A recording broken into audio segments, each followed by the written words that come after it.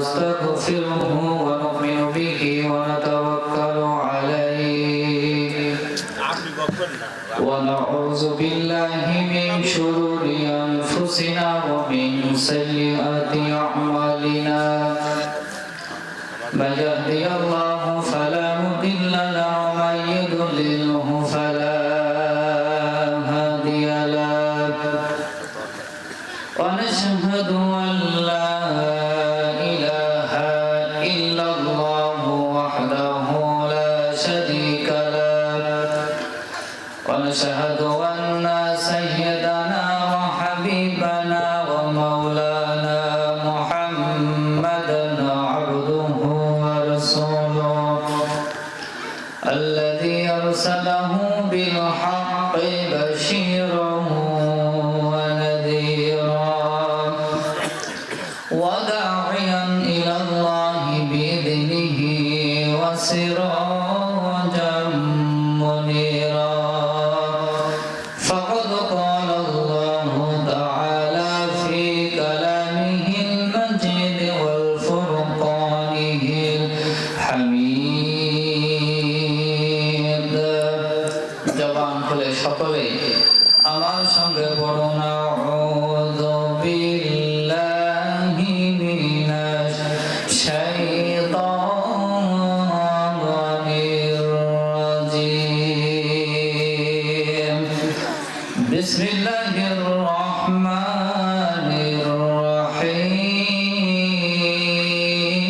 রহিম লাকাদ খালাকনাল ইনসানা ফি আহসানি তাকওয়িম লাকাদ খালাকনাল ইনসানা ফি আহসানি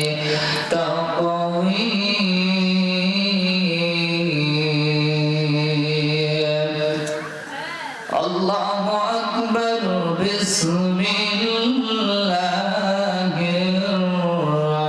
الرحمن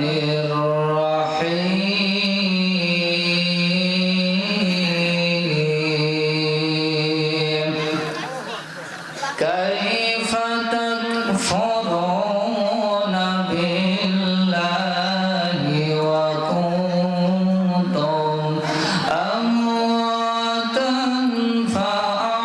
فأحياكم ثم يميتكم ثم يحييكم ثم إليه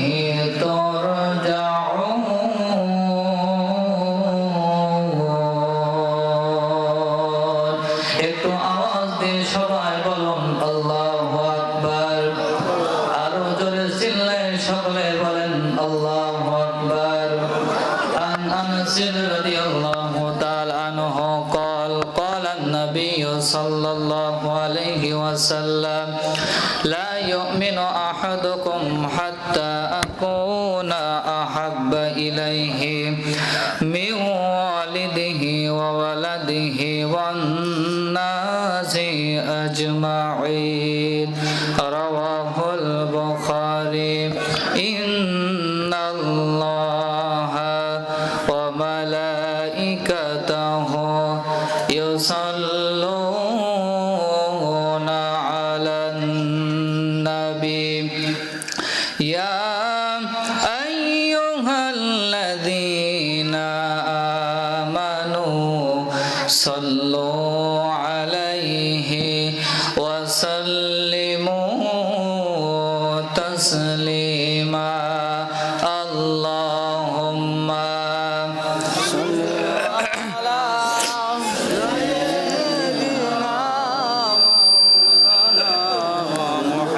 وعلى آل سيدنا তুমি কত সুন্দর কি করে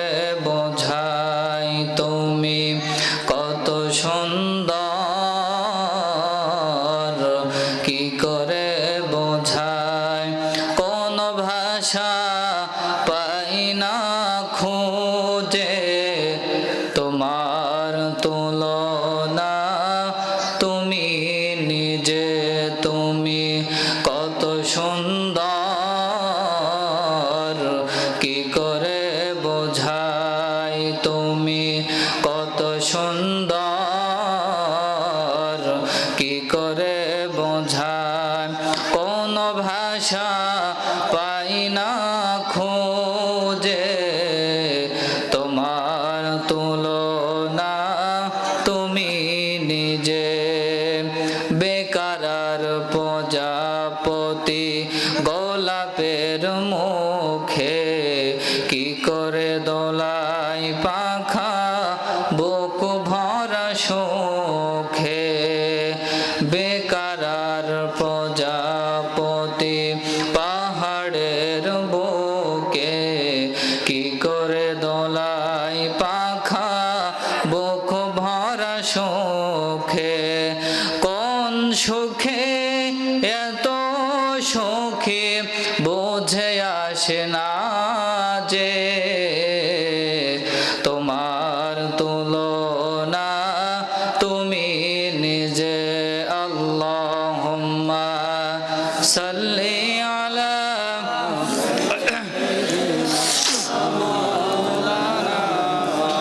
সুবহানাল্লাহ ওয়া আলা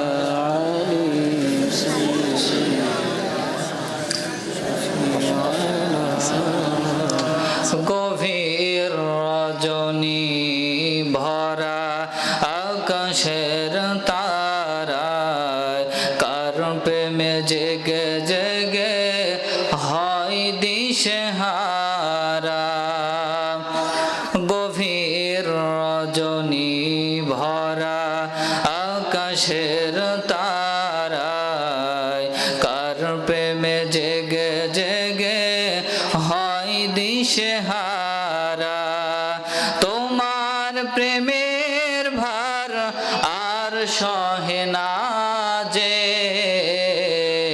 তোমার তুলনা তুমি নিজে তুমি কত সুন্দর কি করে বোঝাই কোন ভাষা পাই না খোঁজে তোমার তুলনা তুমি নিজে বালাগাল উলা বিকামালিহি কাশাফাদ দুজা বিজামালিহি হাসনাত জামিউ খিসালিহি सल्लो अलैहि वालिहि मुझे कुछ मिले या न मिले मोहम्मद मिले यार ने होशाई जिससे अल्लाह मिले बलगल उला बिकमालिहि कशफद दुजा बिजमालिहि हसनत जमीउ खिसालिहि सल्लु अलैहि वालिहि আলহামদুলিল্লাহ সকল প্রশংসা সেই আল্লাহ সুবহানাহু ওয়া তাআলার দরবারে যে মহান রব্বুল ইজ্জত ওয়াল জালাল আমাকে আপনাকে দুনিয়াবি সমস্ত কাজকে ফারাক করে একটি জান্নাতের বাগানে বসে কিছু কথা শোনা এবং বলা তৌফিক যে আল্লাহ পাক করে দিলেন সে মহান মালিকের দরবারে সকলে বলেন আলহামদুলিল্লাহ। আলহামদুলিল্লাহ। ঐতিহ্যবাহী জলকার মাধবপুর মাঝের পাড়া নেপাল ভাই কর্তৃক আয়োজিত তার মাসুম পুতনি সকলে জানেন ইন্তেকাল করেছেন, তার মাগফিরাতের জন্য আজকের এই অনুষ্ঠান। সেই মাগরিব থেকে আপনারা কথা শুনছেন, মাগরিব থেকে হাফেজ সাজিম উদ্দিন কথা বলেছেন, এরপরে হাফেজ কারি মাওলানা শফিকুল ইসলাম কাকু কথা বলেছেন, এরপরে আমার পাশে বসা শ্রদ্ধেয় উস্তাদ সমতুল্য হাফেজ আবু দারদা হুজুর কথা বলেছেন, এরপরে আমার আগে যিনি কথা বললেন দিঘড়ি দাখিল মাদ্রাসার সম্মানিত শিক্ষক হাফেজ কারি মাওলানা মমিনুর রহমান ভাই সহ উপস্থিত আজকের মাহফিলের মাধবপুর উত্তরপাড়া হাফেজিয়া মাদ্রাসার সম্মানিত হাফেজ সাহেব মুহতামিম, এরপরে নাম না জানা অনেকে এখানে উপস্থিত আছেন, আরো উপস্থিত হয়েছেন আমাদের সকলের মাথার তাজ গ্রামের আল্লাহ রাব্বুল আলামিন আমাদের একজন নয়নের মণি গ্রামে রেখেছেন হাফেজ সোহরাব হোসেন টিটো কাকু সহ আরো বিভিন্ন নাম না জানা অনেকেই, সামনে বসা মুরব্বী বাবাজিরা, পদ্মার আড়ালে স্নেহরত অবস্থানরত মা এবং বোনেরা, সকলের প্রতি আমার আন্তরিক সালাম। আসসালামু আলাইকুম ওয়া রাহমাতুল্লাহি ওয়া বারাকাতুহু। আপনারা সেই দীর্ঘ মাগরিব থেকে নিয়ে আলোচনা শুনছেন। আল্লাহ রাব্বুল আলামিন এই যে জায়গাটা আপনারা এখন বসে আছেন, এটা মাগরিবের আগ মুহূর্ত এই জায়গাটা একটা সামান্য একটা বাগানে পরিণত ছিল, কি বলেন ঠিক কিনা? কিন্তু আল্লাহ রাব্বুল আলামিনের রাসূলের হাদিস অনুযায়ী এই জায়গাটা এখন জান্নাতের বাগান। আওয়াজ দিয়ে বলেন সুবহানাল্লাহ। রাসূল কারীম সাল্লাল্লাহু আলাইহি সাল্লাম বলেছেন, যেই জায়গায় কুরআনুল কারীমের কথা বলা হয়, যেই জায়গায় কুরআনুল কারীমের কথা মানুষের মাঝে তুলে ধরা হয়, বোঝানো হয়, ও আনসিতু লাআল্লাকুম তুরহামুন, ওই জায়গায় আল্লাহর রহমত বৃষ্টির মতো বর্ষণ হতে থাকে। বলেন সুবহানাল্লাহ। এই যে আপনারা এখানে বসে আছেন, মনে করছেন যে আমরা মনে হয় এখানে এসে খুব একটা লস করে ফেললাম। এখানে কেউ এসে কি লস করেছেন? এখানে কারোর মনে হয় যে আমরা এখানে লস করেছি? ছোট্ট একটা গল্প বলি। গ্রামের একটা লোক শহরে গেছে বেড়াইতে। কোথায় গেছে? তো গ্রাম্য লোক শহরে গিয়ে, গ্রামে তো আর অত 8-10 তলা 15 তলা বিল্ডিং তো থাকে না, যারা শহরে গিয়েছেন দেখেছেন। গ্রাম্য লোকটি শহরে যাওয়ার পরে লক্ষ্য করেছে একটা 10 তলা বিল্ডিং গুনে এরকম ভাবে আঙুল গুনে ঝাঁকিয়ে ঝাঁকিয়ে গুনতেছে, 1 তলা 2 তলা 3 তলা এরকম ভাবে 10 তলা পর্যন্ত গুনেছে। শহরের মানুষ এমনিতে চতুর হয়, গ্রামের মানুষটাকে পাগল ভেবে বলতেছে, এ ব্যক্তি এদিকে আসেন, আপনি যে বিল্ডিংটা আঙুল দিয়ে গুনলেন, আপনি কি জানেন এই জায়গায় বিল্ডিং গুনলে কিন্তু প্রত্যেকটা বিল্ডিং এর বিনিময়ে 5টা করে টাকা দিতে হয়। আচ্ছা, আপনারা একটা আমার জবাব দেন যে বিল্ডিং গুনলে কি টাকা দেওয়া লাগে? একটু জোরে বলেন, আরো জোরে। বিল্ডিং গুনলে কি টাকা দেওয়া লাগে? তাহলে ওই লোকটা ওনারে বোকা বানিয়েছে যে এই প্রত্যেক তলা বিল্ডিং, এই বিল্ডিং এর বিনিময়ে 5টা করে টাকা দেওয়া লাগে। ওই লোক পকেট থেকে এরকম ভাবে 10 তলা বিল্ডিং 50 টাকা 100 টাকার একটা নোট গুজে দিয়ে এসে বলতেছে, জানো সলিমুদ্দিন মাসকে কি হয়েছে? বলছে কি হয়েছে? শহরে গিয়েছিলাম, প্রত্যেকটা বিল্ডিং গুনলে টাকা দেওয়া লাগছিল, আমি সলিমুদ্দিন বিল্ডিং গুনে টাকা দিয়ে খুব জিতেছি। আসলে ও কি জিতেছে না ঠকেছে? এখানে যারা বসে আছেন অনেকেই মনে মনে বলছেন যে আমরা যারা চার দোকানে বসে আছে ওরা মনে মনে করছে যে যারা এখানে কোরআন শুনছে খুব লস করলো, আর আমরা এখানে নগদ নগদ খবর দেখতেছি, আমরা টেলিভিশন দেখতেছি। আপনারাই বলেন যে এখানে এই যে ঠকলো কারা? এখানে ঠকলো কারা? চার দোকানদাররা ঠকে গেল। এজন্য আমার কথা কেউ, আমি আপনাদের ক্ষেতের বেগুন কি, আমি আপনাদের কি ক্ষেতের বেগুন, এজন্য আমার কথাই কেউ কিছু মনে করবেন না। যতটুকু পারি আমি একটা আয়াতে কারিমা তেলাওয়াত করেছি, সূরা বাকারা থেকে একটা আয়াতে কারিমা তেলাওয়াত করেছি। আল্লাহ রাব্বুল আলামিন আমাকে যদি কিছু কথা বলায় এবং আমাকে আপনাকে সকলকে কথাগুলো শুনে বাস্তব জীবনে আমল করা তৌফিক দান করুক। সকলে বলেন আল্লাহুম্মা আমিন। এখানে মূল উদ্দেশ্য কি? হুজুর দেখা না কোরআনুল কারীম শোনা? এখানে হুজুর দেখতে কারা কারা এসেছেন একটু হাত তোলেন তো। এখানে কেউ কি হুজুর দেখতে এসেছেন? এখানে এসেছেন কোরআনুল কারীম শোনার জন্য। তো শুরুতেই যদি ভূমিকা একটা কোরআনুল কারীমের কিছু কথা না বলা হয়, যদি সেই যে বিষয়টা নিয়ে আলোচনা করা হবে সেই বিষয়টার মূলই যদি সেখানে তুলে না ধরা হয়, কেমন একটা হয়ে যায় না? এজন্য কোরআনুল কারীমের কিছু কথা আপনাদের সামনে তুলে ধরবো। এই কোরআনটা হচ্ছে এমন একটা কোরআন, পৃথিবীর কোন বইয়ের মধ্যে আপনি পাবেন না যেখানে প্রথমে লেখা আছে জালিকাল কিতাবুল লা রাইবা ফি হুদাল লিল মুত্তাকিন, there is no doubt or this is the holy book which contains that is doubtful and it is guidance to Allah fearing people। যুবকদের মতো বলেন আল্লাহু আকবার। এটা হচ্ছে এমন একটা কিতাব যেই কিতাবের মধ্যে এক তিল পরিমাণ সন্দেহের অবকাশ নাই। প্রথমেই বলতেছে সূরা বাকারা শব্দের শাব্দিক অর্থ হচ্ছে গরু বা গাভী, একটা যাই বলেন না কেন। আর নাস মানে হচ্ছে মানুষ। আল্লাহ তাআলা বোঝাতে চেয়েছেন যে গরু মার্কা মানুষ যদি এর মধ্যে প্রবেশ করে, নাস মানুষ হয়ে বেরিয়ে যাবেন। আওয়াজ দিয়ে বলেন আল্লাহু আকবার। সম্মানিত হাজিরিন, এই কোরআনুল কারীম যুগে যুগে বিজ্ঞানের আবিষ্কার যত বাড়ছে, কোরআনুল কারীম সত্য কিতাব ততই প্রমাণ হয়েছে। আওয়াজ দিয়ে বলেন আল্লাহু আকবার। 1970 সালে আমেরিকার বিজ্ঞানী নীল আর্মস্ট্রং চাঁদের মাটিতে গিয়েছিল। কোথায় গিয়েছিল? আমেরিকার বিজ্ঞানী নীল আর্মস্ট্রং 1970 সালে চাঁদের মাটিতে যাওয়ার পরে, চাঁদের মাটি থেকে দুনিয়া আসার পরে কালেমা পড়ে মুসলমান হয়ে গিয়েছিল, পড়ে নিয়েছিল আশহাদু আল্লা ইলাহা ইল্লাল্লাহু ওয়া আশহাদু আন্না মুহাম্মাদান আবদুহু ওয়া রাসূলুহু। দুনিয়ার বড় বড় বিজ্ঞানীরা বিজ্ঞানী নীল আর্মস্ট্রংকে প্রশ্ন করেছিলেন, আপনি এত বড় বিজ্ঞানী হওয়া সত্ত্বেও, এই যে আপনার এত নাম ডাক সমাজের মধ্যে, আপনি এত বড় বিজ্ঞানী হওয়া সত্ত্বেও কেন এই চাঁদের মাটি থেকে দুনিয়ায় আসার পরে কেন কোরআনুল কারীম, এই যে আপনি এসে কেন মুসলমান হয়ে গেলেন? আমেরিকার বিজ্ঞানী নীল আর্মস্ট্রং সেই দিন জবাব দিয়েছিলেন, আমি দুনিয়ার মাটি থেকে, দুনিয়ার মাটিতে বসে কোরআনুল কারীম সূরা কমরের 1 নম্বর আয়াতে পড়েছিলাম, ওং শাক্কাল কমার, চাঁদ দ্বিখণ্ডিত হয়েছে। দুনিয়ায় বসে চাঁদ দ্বিখণ্ডিত হয়েছে, সূরা কমরের 1 নম্বর আয়াতে পড়লাম।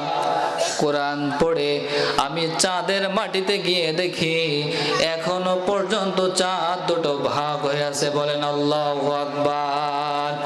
আমার মনে হলো কোরআনুল কারীমের একটি আয়াত যদি সত্য হয়, এই যে যতগুলো আয়াত কোরআনুল কারীমের মধ্যে আছে, এই সমস্ত আয়াতগুলো সত্য, এজন্য আমি কলেমা পড়ে মুসলমান হয়েছি।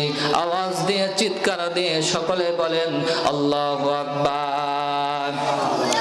এটা হচ্ছে এমন একটা কোরআন যার মধ্যে আল্লাহ পাক রান্নাঘর থেকে শুরু করে নিয়ে ব্যক্তি জীবন পর্যন্ত যতগুলো মানুষের জীবন চলার ক্ষেত্রে যতগুলো জিনিস প্রয়োজন, ক্ষেত্র প্রয়োজন, সবগুলোকে আল্লাহ রাব্বুল আলামিন এই পবিত্র কোরআনুল কারীমের মধ্যে কোট করে দিয়েছেন। আওয়াজ দিয়ে বলেন আল্লাহু আকবার। এখানে কেউ কি অস্বীকার করতে পারবেন যে কোরআনের মধ্যে সব কথা দেয় নাই? এই ক্ষমতা কারোর আছে? এই কথা যদি কেউ বলে তার কি ঈমান থাকবে? তার ঈমান থাকবে না। কিন্তু সমাজে, বর্তমান সমাজে এমন কিছু কিছু মানুষ দেখবেন বলে যে কোরআনের মধ্যে নাকি সব কিছু নাই। আচ্ছা, আপনারা একটা আওয়াজ দিয়ে বলেন তো, কোরআনের মধ্যে কি সব কিছু আছে? সব কিছু আছে না কোরআনের মধ্যে? আমি একটা গল্প সেদিন পড়তেছিলাম একটা উপন্যাসের মধ্যে। এই যারা বলে যে কোরআনের মধ্যে সব কথা নাই, অর্থনীতি, রাজনৈতিক এইসব কথা কোরআনের মধ্যে নাই, তাদেরকে একটা উদাহরণ দিই। গ্রামে 2টি হাঁস, একটা রাজহাঁস আর একটা পাতি হাঁস। আমার সঙ্গে একটু সকলে জবাব দেবেন। আমি আপনাদের ক্ষেতের বেগুন আগের থেকে বলেছি না? আমার সঙ্গে একটু সকলেই, মানে আমরা সকলে মিলে একসাথে আখিরি মুনাজাত পর্যন্ত আলোচনা করব। আলোচনা শুরুতে একটু আপনাদেরকে একটা সাহস দিই। অনেকেই মনে মনে বলছেন, হুজুর আপনি হয়তো নতুন নতুন ওয়াজ শিখছেন, হয়তো এমন ওয়াজ যেন করেন না যে আপনার টাইম মাইম সব একেবারে আউট করে দিয়ে এমন ওয়াজ করলেন যাতে আমাদের সব ঘুম আসে। আমি অত লম্বা চওড়া বক্তৃতা দেব না। এক হুজুর নাকি রাত 3টা পর্যন্ত বক্তৃতা দিয়ে চোখ বন্ধ করে মুনাজাত ধরেছে, লম্বা মুনাজাত। ফজরের আজান শুনে এই যে লম্বা মুনাজাত যখন ধরেছে, এই চোখ বুঝে যখন মুনাজাতটা ধরল হুজুর, লোকজন অদৃষ্ট হয়ে সব বাড়ি চলে গিয়েছে। ফজরের আজান শুনে হুজুর চোখ খুলে দেখে ময়দান সব ফাঁকা, একজন বসা। এই যেমনি ভাবে আমাদের ইদ্রিস কাকু বসেছিলেন, উনি তো মাইকওয়ালা। ফজরের আজান শুনে হুজুর বেচারা চোখ খুলে দেখে ময়দান ফাঁকা, একজন বসে আছে, হাতার বোতাম এরকম গুটিয়ে চোখ ঢাকা করে বসে আছে। কেন মাইকওয়ালা মনে মনে বলতেছে, ওখানে হুজুর মাইকেরা তো ওখানে বসে আছে, হুজুর বেচারা বসতে না পারে বলতেছে বাবা তুমি একজন আল্লাহওয়ালা। ও তখন রেগে বলতেছে হুজুর আপনি বেশি ফাজলামি মারবেন না, আমি আল্লাহওয়ালা না, আমি হলো মাইকওয়ালা। মাইক যদি আমার না হয়তো আমিও থাকতাম না। তো আপনাদের একটা সাহস দিলাম, অত লম্বা চওড়া বক্তৃতা হবে না, 2টা আয়াতে কারিমা তেলাওয়াত করেছি, কিছু কথা বলে দোয়া নিয়ে আমরা সকলে বাড়ি যাব। কি সকলে রাজি আছেন না? একটু আওয়াজ দিয়ে বলেন ইনশাআল্লাহ। সকলে মানে ঘুম আসছে, একটু তাকবীর দিন, লিল্লাহি তাকবীর, লিল্লাহি তাকবীর। এবার আসুন, একটা উদাহরণ দিয়েছিলাম আপনাদেরকে।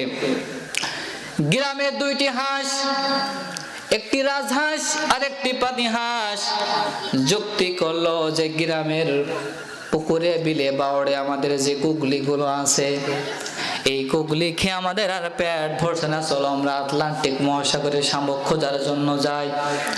2টা হাঁস আটলান্টিক মহাসাগরে গেল, গিয়ে ডুব দিল। প্রথমে পাতি হাঁস রাজহাঁসকে বলতেছে বন্ধু আমি তো সাগরের তলা পেলাম না, তুমি পেয়েছো নাকি? বলে না আমিও তো পেলাম না। পাতি হাঁস রাজহাঁসকে ডাক দিয়ে বলতেছে বন্ধু মনে হয় এই সাগরের তলা নাই। আপনারা আওয়াজ দিয়ে বলেন আটলান্টিক মহাসাগরের তল আছে না নাই? আরো জোরে।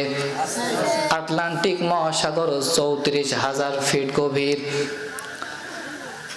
2টা হাঁস যুক্তি করলো এই আটলান্টিক মহাসাগরের তল নাই, চলো আমরা প্রশান্ত মহাসাগরের শামুক খোঁজার জন্য যাই।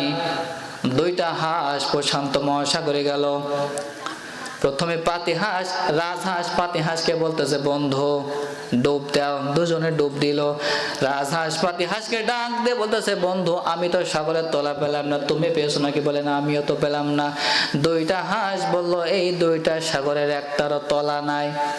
আপনারা একটু আওয়াজ দিয়ে বলেন 2টি সাগরের তলা আছে না নাই?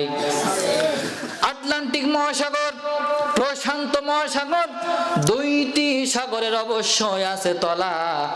আসলে হাঁসের নাই অতখানি গলা। আওয়াজ দিয়ে বলেন কথা ঠিক কিনা? কোরআনের মধ্যে অর্থনীতি, রাজনীতি, সমাজনীতি, যুদ্ধনীতি সব কথাগুলো পুঙ্খানুপুঙ্খরূপে সব কিছু লেখা আছে। এটা বোঝার জন্য যতটুকু কমন সেন্স দরকার, জ্ঞান দরকার, ওই যারা বলে কোরআনের মধ্যে সব কথাগুলো নাই, ওই জ্ঞানটা ওই সমস্ত মানুষের মধ্যে নাই। আওয়াজ দিয়ে বলেন কথা ঠিক কিনা?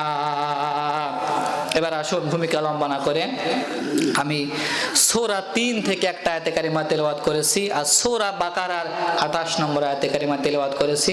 বুখারী শরীফ থেকে একটা হাদিস আপনাদের সামনে তেলাওয়াত করেছি। আল্লাহ রাব্বুল আলামিন কিছু কথা বলা এবং শোনা বোঝা সকলকে বাস্তব জীবনে আমল করার তৌফিক দান করুক। সকলে বলেন আল্লাহুম্মা আমিন।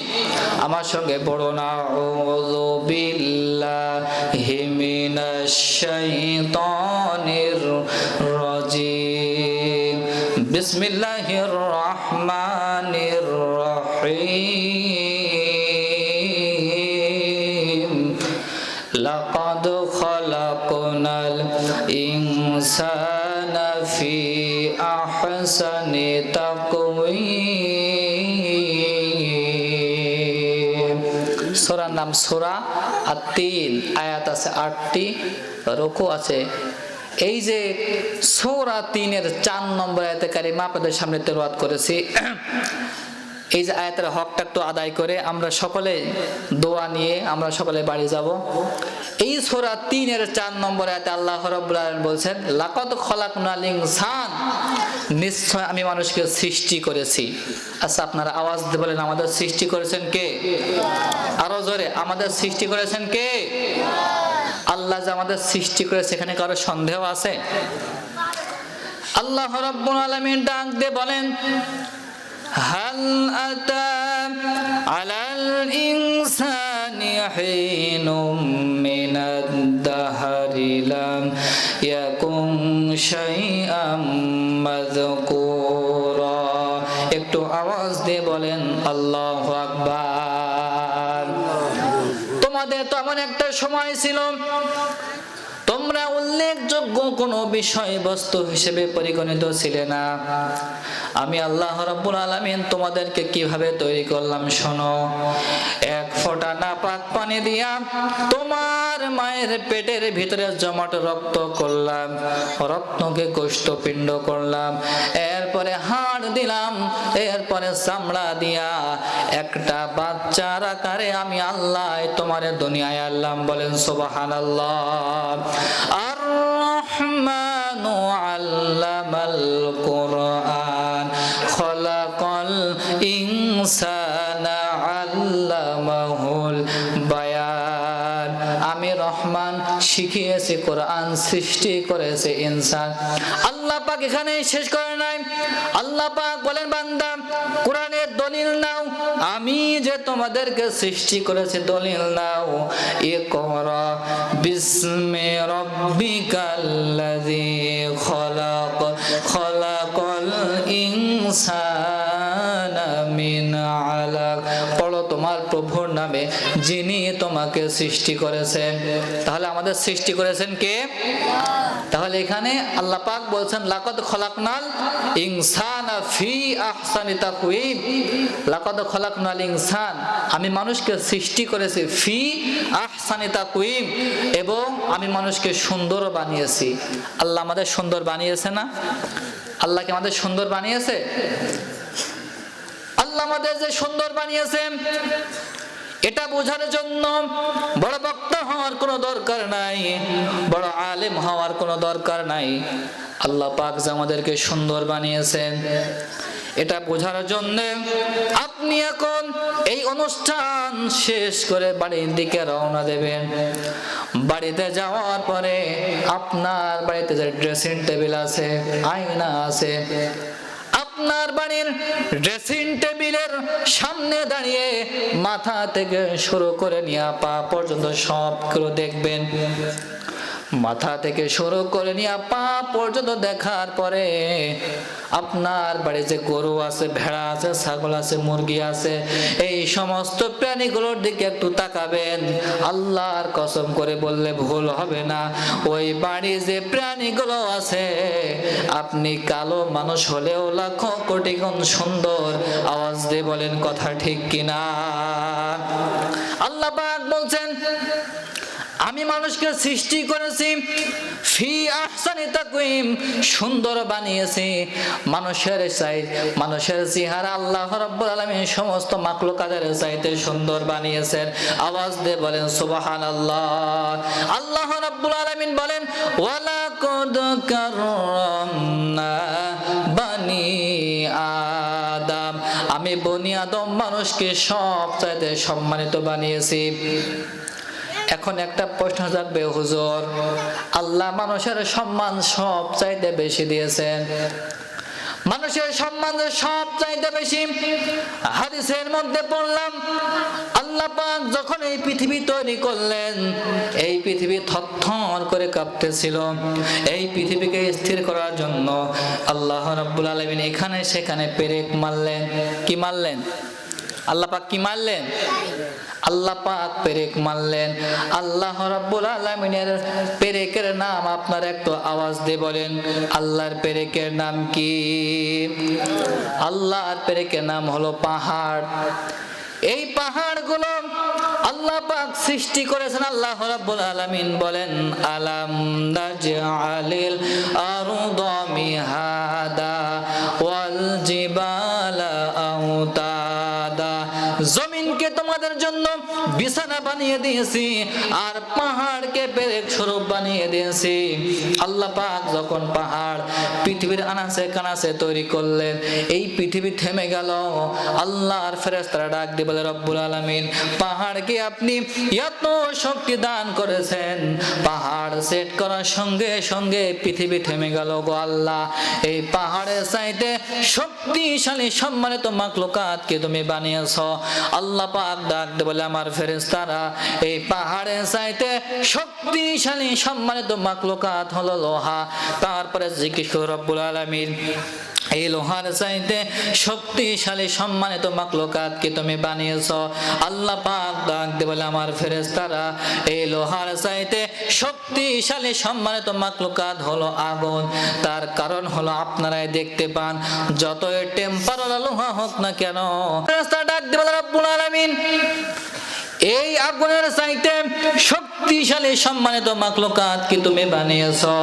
আল্লাহ পাক ডাক দিয়ে বলে আমার ফেরেশতারা এই আগুনের চাইতে শক্তিশালী সম্মানিত মাখলুকাত হলো এই যে পানি। তারপরে প্রশ্ন করল রব্বুল আলামিন এই পানির চাইতে শক্ত মাখলুকাত কি তুমি বানিয়েছো। আল্লাহ পাক ডাক দিয়ে বলে আমার ফেরেশতারা এই পানির চাইতে শক্তিশালী সম্মানিত মাখলুকাত হলো বাতাস। তার কারণ হলো বাতাস এক দেশের পানি আর এক দেশে নিয়ে চলে যায় মেঘমালায় পরিণত করে। অতএব আমি এই পানির চাইতে বাতাসের শক্তি আমি আল্লাহ পাক বেশি দিয়েছি। আওয়াজ দিয়ে বলেন সুবহানাল্লাহ। তারপরে জিজ্ঞেস করল রব্বুল আলামিন এই যে বাতাসের চাইতে শক্তিশালী সম্মানিত মাখলুকাত কি তুমি বানিয়েছো। আল্লাহ রাব্বুল আলামিন ডাক দিয়ে বলে আমার ফেরেশতারা এই বাতাসের চাইতে শক্তিশালী সম্মানিত মাখলুকাত হলো তোমরা।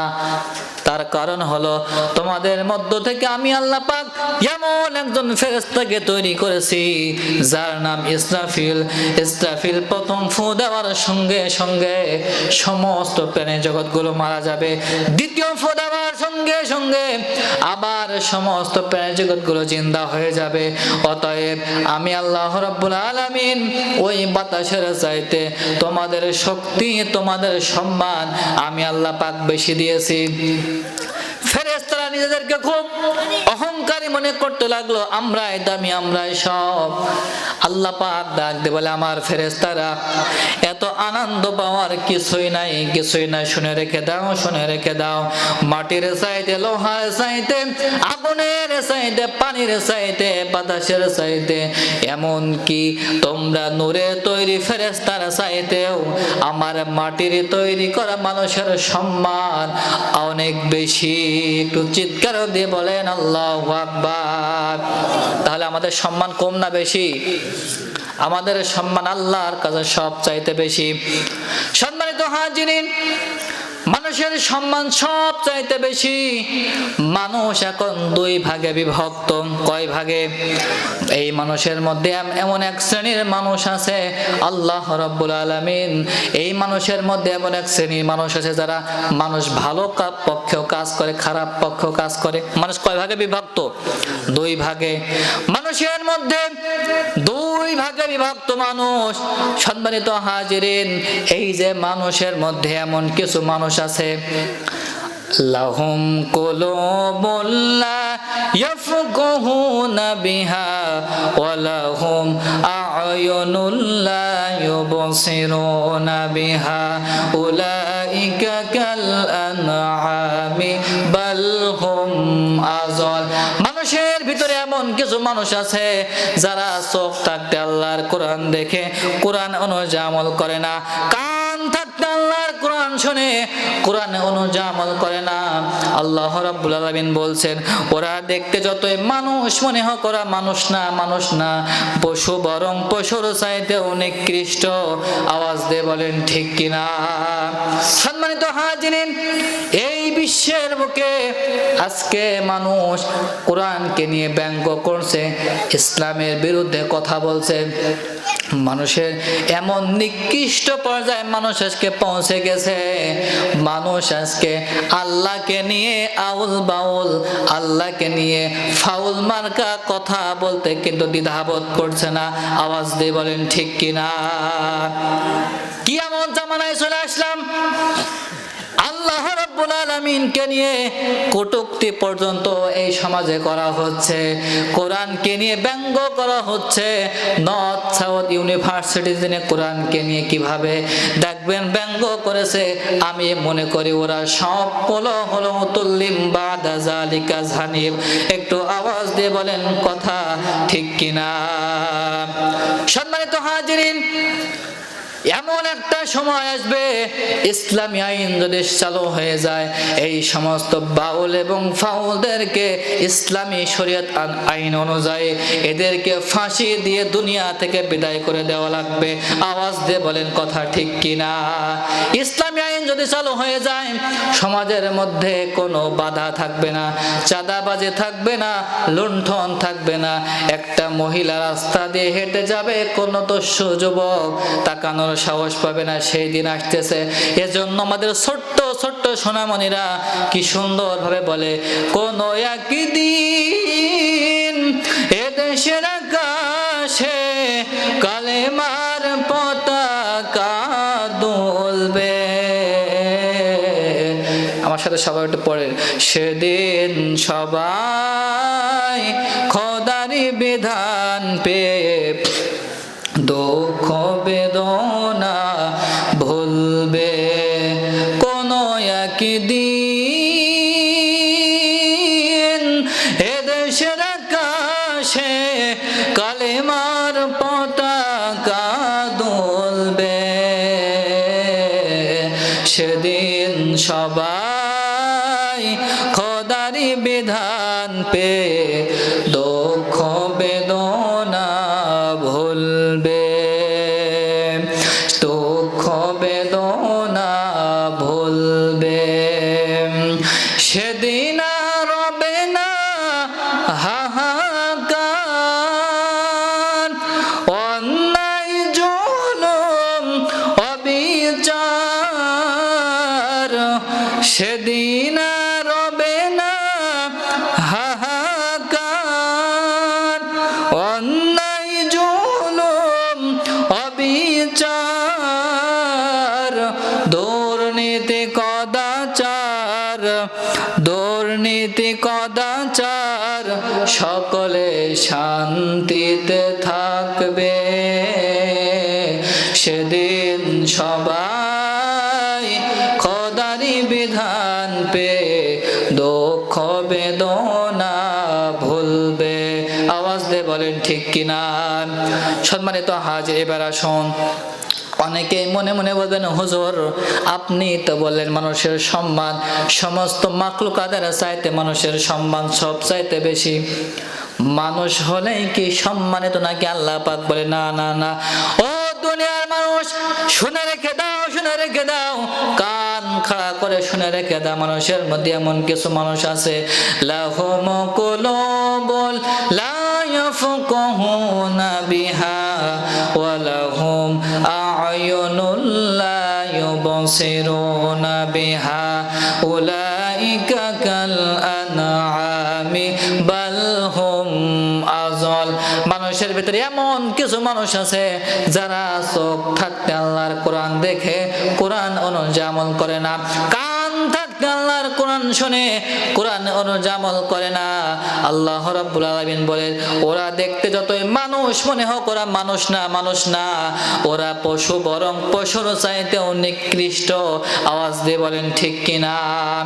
মানুষ ঠিক আছে, কিন্তু সুদ খাওয়া বন্ধ করে না। সুদের সর্বনিম্ন গুনাহ হচ্ছে আপন মায়ের সঙ্গে অপকর্ম করা, আর বড় গুনাহ হলো আল্লাহর সঙ্গে যুদ্ধ ঘোষণা করা। আফসোস, শতকরা 90-95% মুসলমানের বাংলাদেশে সুদ ভিত্তিক অর্থনীতি সমাজে চালু রয়েছে। আওয়াজ দিয়ে বলেন ঠিক কিনা? এখন আরো একটা প্রশ্ন থাকবে, তাহলে সম্মানিত কারা? আল্লাহর কাছে সম্মানিত ব্যক্তি কারা? আল্লাহ রাব্বুল আলামিন ডাক দিয়ে বলে, আমার কাছে সম্মানিত ব্যক্তি হলো তারা, ইন্না আকরামাকুম ইনদাল্লাহি আতকাকুম।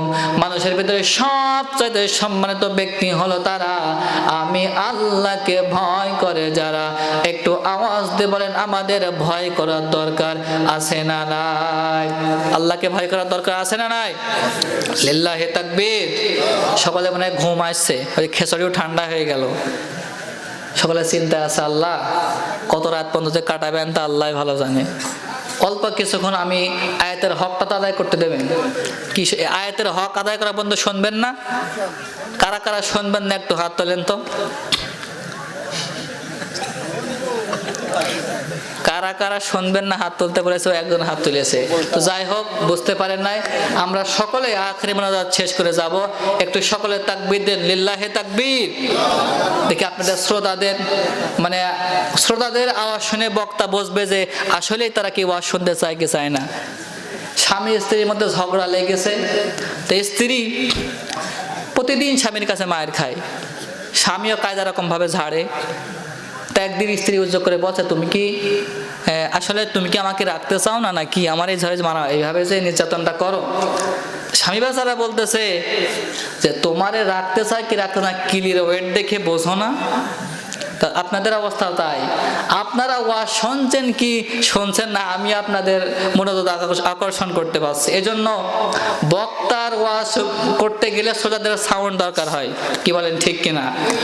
এজন্য আপনারা মাঝে মধ্যে একটু সুবহানাল্লাহ আলহামদুলিল্লাহ বললেন, অল্প কিছুক্ষণের মধ্যেই শেষ করে দেব। আজকে তো আমরা আলেমদেরকে মর্যাদা দিতে পারি না, আলেমদের মর্যাদা আমরা কোথা থেকে দেব আমাদের? অথচ এই আল উলামা ওয়ারাসাতুল আম্বিয়া, রাসূল কারীম সাল্লাল্লাহু আলাইহি ওয়াসাল্লাম বলেছেন আলেম ওলামারাই হচ্ছে এই জাতির রাসূল কারীম সাল্লাল্লাহু আলাইহি ওয়াসাল্লামের মানে উত্তরাধিকারী বা অনুসারী। এই যে কতগুলো আলেম এখানে বসে আছেন, সে মাগরিব থেকে কথা বলেছেন, এত ওয়াজ কি করা লাগে? এত ওয়াজ করা লাগে না, অল্প আমলই নয়দের জন্য যথেষ্ট। এই জন্য আমরা আজকে আলেমদেরকে এমন মর্যাদা, মানে হুজুরদের কথা শুনলেই বিরক্ত, মানে এমন একটা পরিবেশ সমাজে চালু হয়ে গিয়েছে, হুজুরদের ওয়াজ শুনলেই বলে হ্যাঁ অমুক হুজুর ওয়াজ, ও ভালো কইবেন না। এজন্য আমাদেরকে আলেমদের আমরা কেমন মহব্বত করি দেখেন। আজকে এক পীর সাহেবের বাড়ি এক মুরিদ গিয়েছে, এই মুরিদের বাড়িতে এক পীর সাহেব গিয়েছে দাওয়াত খেতে। কি করতে গেছে? দাওয়াত খাওয়ার জন্য গেছে। ওয়াজের মাঝে একটু যদি শ্রোতাদের মন আকর্ষণ করার জন্য, এই যে আপনারা সবাই ঘুমোচ্ছেন, অধিকাংশ লোক আমি দেখতে পাচ্ছি কয়েকজন ঘুমের ঘরে পড়ে আছেন, অথচ চায়ের দোকানে যদি বসে থাকতেন এরকম ভাবে মানে এক দৃষ্টিতে তাকায় থাকে, পেছন থেকে বোম মারলেও টের পাওয়া যাবে না, এমন হতভাগা আমাদের দেশে আছে। আওয়াজ দিয়ে বলেন ঠিক কিনা? এরপরে কিছু কিছু মানুষ আছে দেখবেন নামাজের সময় আল্লাহুম্মা মুনাজাত ধরে বসে আছে। কোন দেশে আমরা বাস করছি? জাতির জন্য উন্নতি করা অসম্ভব। চায়ের দোকানে আপনি আজান দিচ্ছে, আপনি একেবারে এগুলো চেঞ্জ তো করা যাবে না, আপনি নিষিদ্ধ একটা আছে, আজান হচ্ছে আপনি নামাজ পড়েন, তা না আপনি এমন মোনাজাত ধরে বসে আছেন, সেই সন্ধ্যে থেকে নিয়ে রাত 1টা পর্যন্ত মোনাজাত সে একেবারে ধরে বসে আছেন আপনি। এজন্য এগুলো থেকে আমাদেরকে পরিহার করতে হবে। তো এখন যে কথাটা বলছিলাম, ওই পীর সাহেব গিয়েছে মুরিদের বাড়িতে দাওয়াত খেতে। এখন পীর সাহেব মুরিদের গাছের ডাব দেখে বলতেছে, বাবা তোমার কাছে খুব সুন্দর ডাব ধরেছে, আমার একটু ডাবের পানি পান করে, একটু ডাবের গাছ হইতে আমার একটা ডাব কেটে পানি পান করাও। মুরিদ বেচারা মনে মনে করতেছে গাছে উঠবে কি এখন? পীর সাহেব বলতেছে, বাবা কি হলো, গাছে ওঠো? বলতেছে, হুজুর আমি গাছে উঠলে কেমন একটা বেয়াদবি দেখা যায় না? আপনি আমার নিচে থাকবেন আর আমি আপনার উপরে উঠবো, কত বড় বেয়াদবি। এখন পীর সাহেব বলছে, ঠিক আছে আমি গাছে উঠি। ঠিক আছে, গাছে উঠলো। পীর সাহেব ডাব পাইলো, নিচে ফেললো। এরপরে পীর সাহেব গাছ থেকে নামলো, মুরিদ বেচারাকে ডাক দিয়ে বলছে, বাবা গাছে তো উঠলে না, তুই ডাবটা একটু কেটে আমার পানিটা জাগে ঢেলে দাও, আমি পান করি। এখন মুরিদ বেচারা বলতেছে, হুজুর আপনার সামনে দাও দিয়ে ডাব কাটবো, কত বড় বেয়াদবি, আমি তো ধ্বংস হয়ে যাব। এরপরে ডাবটাও কাটলো না। এবার পীর সাহেব বেচারা মনে করতেছে হয়তো মুরিদ আমারে ওই জাকের পানি ঢেলে না আমারে খাওয়াবে।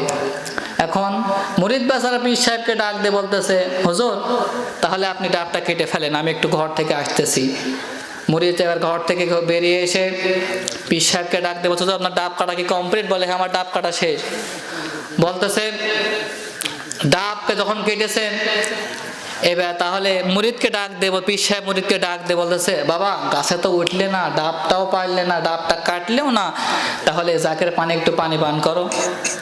মুরিদ বেচারা মনে মনে চিন্তা, পীর সাহেবকে ডাক দিয়ে বলতেছে, হুজুর আমি কিছুদিন আগে একটা মাহফিলে গেছিলাম, ওই মাহফিলের প্রধান বক্তা বলিল, পরপর যদি কোনো ব্যক্তি মুরিদের 3টা আইন মানে লঙ্ঘন করে সে আর মুরিদ থাকতে পারে না।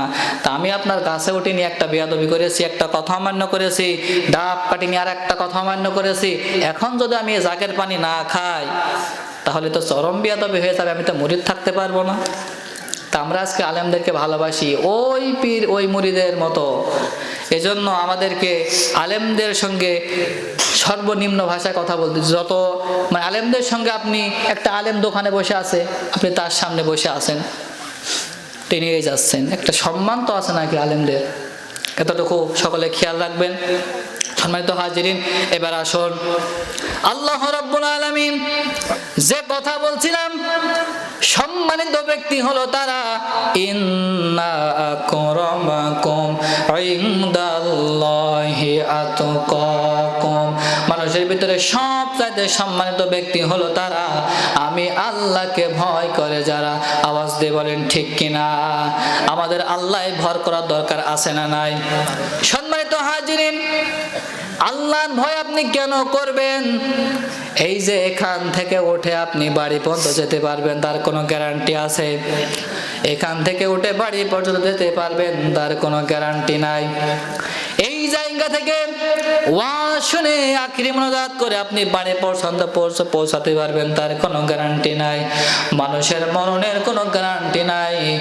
দেখেন একটা আশার একটা সিরিয়াল আছে, সন্তান আসতেছে আসতেছে এরকম ভাবে একের পর এক আসতেছে, কিন্তু যাওয়ার কোনো সিরিয়াল নাই।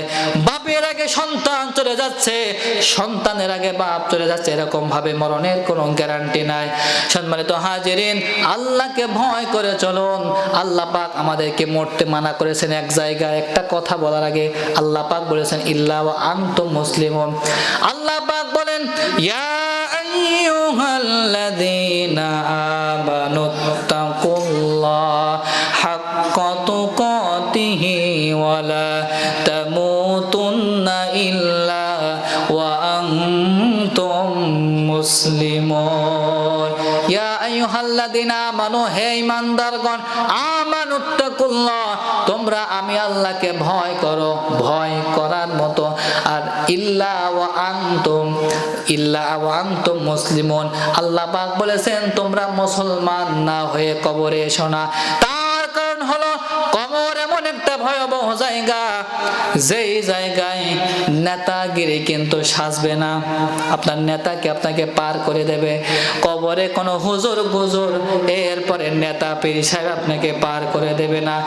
এমন একটা ভয়াবহ জায়গা, যেই জায়গায় এই শীতের রাত্রিতে লক্ষ্য করেন আমি আপনি যখন হাতা লম্বা বা আগ লাগাই কিছুক্ষণ সময়, আমরা অনেক সময় কাজের সময় থাকি, এমন একটা সময় আছে যখন ঠান্ডা বাতাস আমাদের শরীরে লাগে, মনে হয় যেন ঠান্ডা লাগতেছে, প্রচন্ড শীতের মধ্যে আমরা পড়ে গেলাম। কিন্তু এই যে চিন্তা করে দেখেন, যদি আমি আপনি এখন মারা যাই, পৌষ মাসের কনকনে শীত, ওই মাটির উপরে আপনার সাদা একটা কাপড়ের চটপটের মতো মুড়িয়ে রেখে আসবে। ওই যে দিন থেকে রেখে আসবে, ওই যে পিতা মাতা যে পরিজনগুলো যারা রেখে আসবে, ওই দিন থেকে কিন্তু আপনার মুখ ফিরেও আর তাকাবে না, আপনার মতো থাকা লাগবে কবরে। চিন্তা করে দেখেন, কবর এমন একটা ভয়াবহ জায়গা, যেই জায়গার মধ্যে এই যে মরার পরে যখন আপনার আত্মীয় স্বজনরা সব বাড়ি চলে আসবে, আপনার হিসাব কিন্তু শুরু হয়ে যাবে। কবরের এই যে জান্নাত জাহান্নাম, জান্নাত পর্যন্ত পৌঁছানোর 7টা ধাপ আছে। এর মধ্যে যদি আমি আপনি কবরের মধ্যে ধরা খেয়ে যাই, প্রশ্নের উত্তর আমি আপনি না দিতে পারি, আল্লাহর কসম বাকি রাস্তাগুলো আপনি আর পার হতে পারবেন না। এমন একটা ভয়াবহ জায়গা। আল্লাহ রাসূল সাল্লাল্লাহু আলাইহি সাল্লাম বলেছেন, এখন তো বর্তমান ইন্টারনেটের যুগ, ফেসবুকের যুগ, এক দেশের খবর আর এক দেশে আমি আপনি নিতে পাচ্ছি। আপনার সন্তান ওই বিদেশে প্রবাসে আছে, এখান থেকে টাচ ফোনের মাধ্যমে কথা বলছেন, কি বলেন ঠিক কিনা? বলছেন না? এখান থেকে আপনি টাচ ফোনের মাধ্যমে কথা বলছেন। এরপরে আপনার ভাই বিদেশে আছে, আপনি ওখানে টাচ ফোনের মাধ্যমে কথা বলতে পারছেন। আপনার আত্মীয় স্বজনরা ওখানে আছে, ভিডিও কল দিনে সেখানে দেখা আছে। রাসূল কারীম সাল্লাল্লাহু আলাইহি সাল্লাম বলেছেন, ওই যে বাড়ির পাশে কবরস্থান, ওই কবরস্থানের মানুষগুলো কোন হালতে আছে, বিশ্বনন্দিত নবী বলেন, ওই খবর দেওয়া এবং নেওয়ার মতো ক্ষমতা পৃথিবীর কোনো মানুষের নাই। কোনো মানুষের আছে? এমন একটা নির্জন জায়গা, এজন্য কার কখন মরণ হবে এটা বলা যাবে না। আমার মরণ আসিবে কখন কেউ তো জানে না, তোমার মরণ আসিবে কখন কেউ তো জানে না। আমি মরে গেলে, ও আমি মরে গেলে তোমরা আমার ভুইলা যাইও না, আমি মরে গেলে তোমরা আমার ভুইলা যাইও না। আমার মরণ আসিবে কখন কেউ তো জানে না, তোমার মরণ আসিবে কখন কেউ তো জানে না। আওয়াজ দিয়ে বলেন ঠিক কিনা? এই দুনিয়া সারা জীবন, এই পৃথিবী সারা জীবন থাকার জায়গা নাই, অন্ধকার কবর যে তোমার আসল ঠিকানা। সবাই রেখে তোমায় চলে যাবে, কেউ সঙ্গী হবে না, সবাই রেখে তোমায় চলে যাবে, কেউ সঙ্গী হবে না। আমার মরণ আসিবে কখন কেউ তো জানে না, তোমার মরণ আসিবে কখন কেউ তো জানে না। আওয়াজ দিয়ে বলেন কথা ঠিক কিনা? সম্মানিত হাজিরিন, এজন্য আমাদেরকে কবরের চিন্তা ভাবনা সব সময় রাখতে হবে। সম্মানিত হাজিরিন, যে কথা বলছিলাম আয়াতে কারিমা তেলাওয়াত করেছে সূরা 3 এর 4 নম্বর আয়াত, লাকাদ খালাকনাল ইনসানা ফি আহসানি তাকওয়িম। আল্লাহ পাক বলেন, আমি মানুষকে সৃষ্টি করেছি, শুধু সৃষ্টি করে নাই, আমি মানুষকে সুন্দর বানিয়েছি। আল্লাহ রাব্বুল আলামিন এই যে মানুষের সম্মান সবচাইতে বেশি দিয়েছেন, হাদিসের মাধ্যমে আপনারা বুঝতে পারলেন। এবার আসুন, মানুষ হলে কি সম্মানিত নাকি? আল্লাহ পাক বলে না। মানুষের সম্মান কতটুকু পৌঁছে গিয়েছিল, হযরতে বেলাল রাদিয়াল্লাহু তাআলা আনহুর ঘটনা আপনারা যদি একটু উল্লেখ করেন, সকলের জানা ঘটনা। হযরতে বেলাল রাদিয়াল্লাহু তাআলা আনহু, তার চেহারাটা তেমন ভালো ছিল না, তার গায়ের পোশাকটা ছিঁড়া জামা ছিল।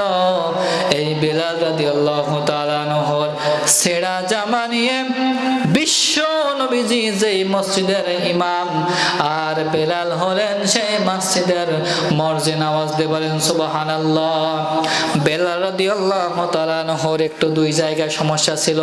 আশহাদু আল্লা ইলাহা ইল্লাল্লাহ, ওই জায়গা আশহাদু আল্লা ইলাহা ইল্লাল্লাহ, সিনের জায়গায় সাদ উচ্চারণ, সাদে আশহাদু আল্লাহ, সাদের জায়গায় সিন উচ্চারণ করতে একটু সমস্যা ছিল। এই বেলাল রাদিয়াল্লাহু তাআলা আনহু বিশ্ব নবীজি যেই মসজিদের ইমাম, আর বেলাল রাদিয়াল্লাহু তাআলা হচ্ছেন সেই মসজিদের মুয়াজ্জিন।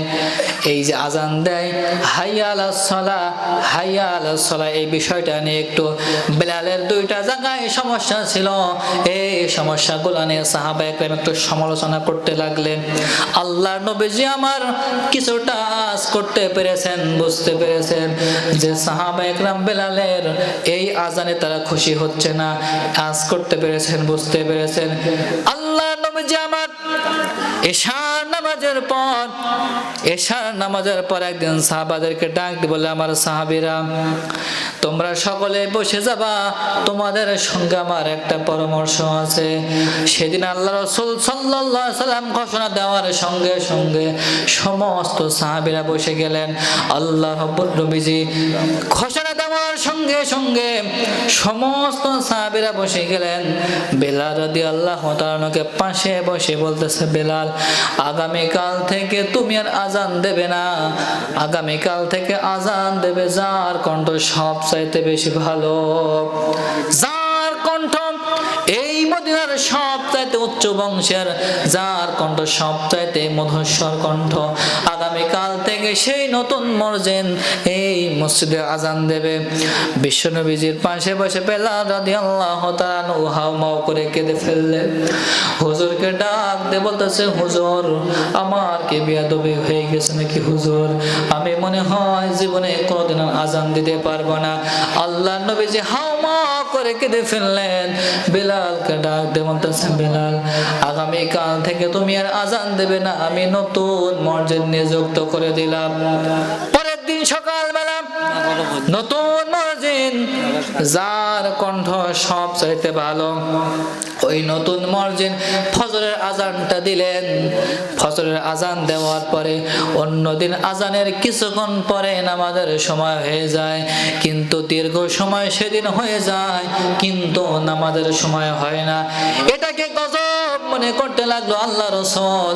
সাহাবায়ে কেরামও কাঁদতেছেন, আল্লাহ নবীজিও কাঁদতেছেন। সাহাবায়ে কেরাম ডাক দিয়ে বলতেছে, হুজুর আমরা কি কোনো গজবের মধ্যে পড়ে গেলাম নাকি? অন্যদিন আজানের কিছুক্ষণ পরে নামাজের সময় হয়ে যায়, আজকে দীর্ঘ সময় অতিবাহিত হয়ে গেল, আমি কেন আজকে কেন নামাজের সময় হচ্ছে না?